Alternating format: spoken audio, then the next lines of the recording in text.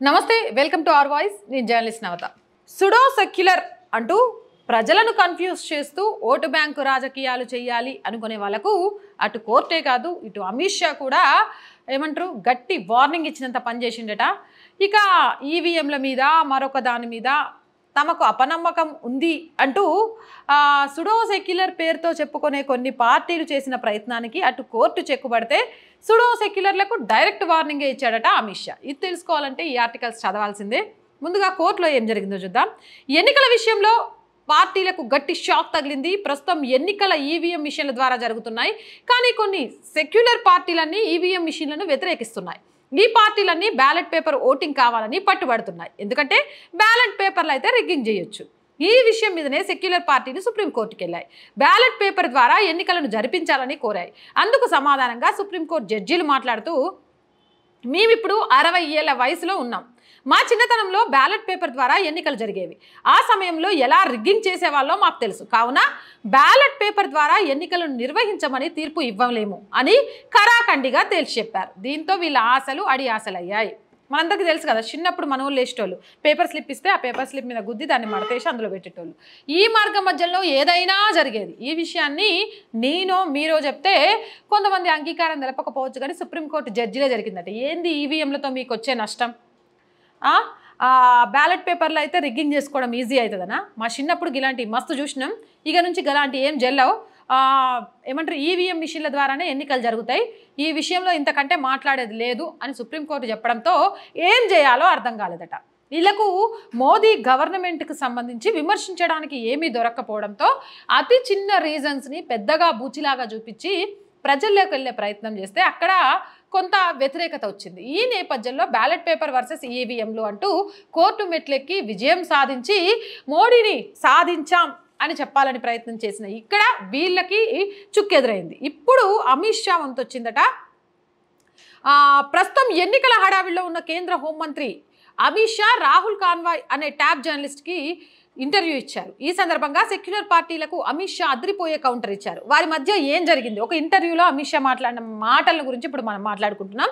Interview చేస్తున్న journalist Rahul అడిగిన ప్రశ్న ఏంటి అంటే, బీజేపీ ప్రభుత్వం సెక్యులర్ అన్న పదానికి దూరంగా ఉంటూ వస్తుంది. అసలు రాజ్యాంగంలో నుంచి సెక్యులర్ అన్న పదాన్ని తీసేయాలని బీజేపీ కోరుకుంటుందని విపక్షాలు ఆరోపిస్తున్నాయి. నిజంగా కూడా ఈరోజు భారతదేశంలో ఉన్న ప్రజలందరికీ కూడా ఇది తెలియాల్సిన అవసరం ఉంది. రాజ్యాంగంలో సెక్యులర్ అనే పదానికి ఉన్న అర్థం ఏంటి? అసలు ఆ సెక్యులర్ అనే పదాన్ని జోడించింది ఎవరు? నిజంగా బీజేపీ సెక్యులర్ అనే పదాన్ని ఎత్తివేయాలనో లేకపోతే ఒక మతానికే కొమ్ముగాయాలనో ప్రయత్నం చేస్తుందా? ఈ డౌట్ చాలా మందిలో ఉంది. అదే డౌట్ని అక్కడ జర్నలిస్ట్ అమిత్ షాని అడిగాడట. దానికి అమిత్ షా ఏం సమాధానం చెప్పారంటే, బీజేపీ ప్రభుత్వం ఈ దేశాన్ని సెక్యులర్ దేశంగా ఉండాలని కోరుకుంటుంది, అందుకే ఆ దిశగా అడుగులు వేస్తుంది. కానీ విపక్షాలు షరియా చట్టాన్ని తీసుకురావాలని ప్రయత్నం చేస్తున్నాయి. సెక్యులర్ అంటే అన్ని మతాలకు సమానమైన హక్కులు ఉండడం, అందరికీ సమానమైన హక్కుల కోసమే మేము యూనిఫామ్ సివిల్ కోడ్ను తీసుకొస్తున్నాం. అప్పుడు దేశంలోని పౌరులందరికీ ఒక విధమైన హక్కులు ఉంటాయంటూ అమిత్ షా దిమ్మ తిరిగి సమాధానం ఇచ్చాడు.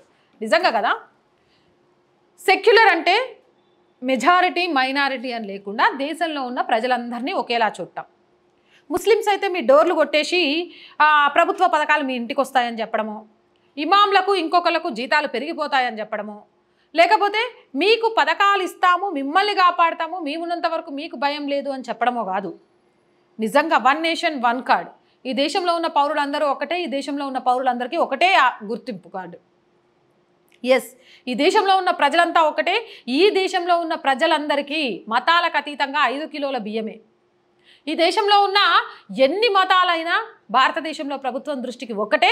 ఆరోగ్య సమస్య వస్తే ఒకటే ఆయుష్మాన్ భారత్. ఎస్, ఈ దేశంలో ఉన్న ప్రజలందరికీ ఒకటే చట్టం. చట్టాల ముసుగులో ఆడపిల్లల్ని ఆట వస్తువులుగా వాడడానికి కుదరదు కూడా. అలాంటప్పుడు ఒక్కొక్కరికి ఒక్కొక్క మతం ఎందుకు? మనందరం ఒకటే కాబట్టి ఒకటే చట్టం, ఒకటే విధి విధానం, ఒకటే అడుగు, అందరినీ కలిపుంచే ఒక భాష, భిన్నత్వంలో ఏకత్వాన్ని చాటే ఒక విధానం ఈరోజు నిజంగా బీజేపీ అవలంబిస్తోంది. ఇక్కడ రేషన్ కార్డు ముస్లిం అని ఇవ్వకుండా ఉంటున్నారా? ఆరోగ్యానికి సంబంధించిన బీమాగా ముస్లిం అని ఇవ్వకుండా ఉంటున్నారా? లేకపోతే క్రిస్టియన్ అని ఇవ్వకుండా ఉంటున్నారా? సిక్ అని ఇవ్వకుండా ఉంటున్నారా? జైన్ అని ఇవ్వకుండా ఉంటున్నారా? కానీ కొన్ని పార్టీలు ఒకే మతాన్ని ఎందుకు లేపుతున్నాయి? మేము ఉన్నంతకాలం మీకు ఏం కాదని ఎందుకు చెప్తున్నాయి? ఆ మతానికి ఎందుకు భజన చేస్తున్నాయి? ఇక్కడ నిజంగా సెక్యులర్ అనే పదాన్ని పాటిస్తుంది ఎవరు తెలుసుకొని మాట్లాడమనండి.